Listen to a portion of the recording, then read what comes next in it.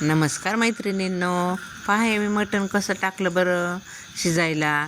आधी हळद मीठ लावून ठेवलं, नंतर त्याच्यात कांदा चांगला लाल तापून घेतला आणि मटण शिजायला टाकलं त्या चुलीवर.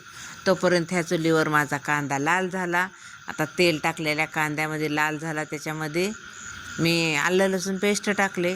आता तेल तापले होते, ते आलं लसूण पेस्ट छान असे तापले आणि आलं पेस्ट एकदम लाल सोनेरी कलर होसर मग नंतर मी वाटण टाकले.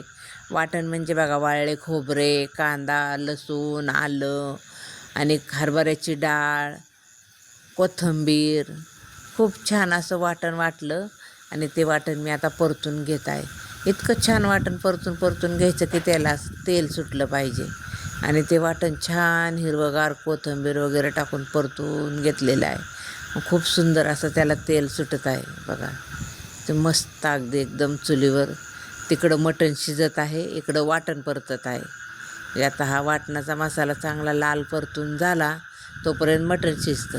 आता पहा हे मसाले काढलेत मी. लाल तिखट, कांदा मसाला, गोडा मसाला, मटण मसाला, जेवढे मसाले आपल्याकडे असतील तेवढे मी ह्यात घेतलेले आहेत घरच्या मसाल्यापासून अंदाजे. आणि आता ते मसाला मी त्यात टाकलेला आहे. आता पहा तेल पण टाकलं आहे वरनं. आता तो मसाला इतका छान परतून घ्यायचा की त्याला असं तेल सुटलं पाहिजे. खूप छान असं चुलीवरचं मटणाची रस्सा भाजी तयार होते आणि सुंदर अशी तरी पण त्याला येते. पहा आता छान असं ते वाटण परतून घेतलं आहे, तोपर्यंत तिकडे मटण शिजतं आहे. आता मटण शिजतं आहे तोपर्यंत ह्या चुलीवरती मी वाटण छान असं तेल सुटस्तोवर परतत आहे. बघा खूप सुंदर असं वाटण परतून झालेलं आहे आणि सगळं चारी बाजूने असं तेल सुटलं आहे त्याला.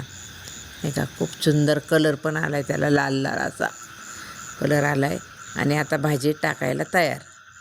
आता ही भाजी बघा इकडे टाकली मी, ते वाटण भाजीत टाकलं आणि भाजी बघा किती सुंदर अशी तरीबात झालेली.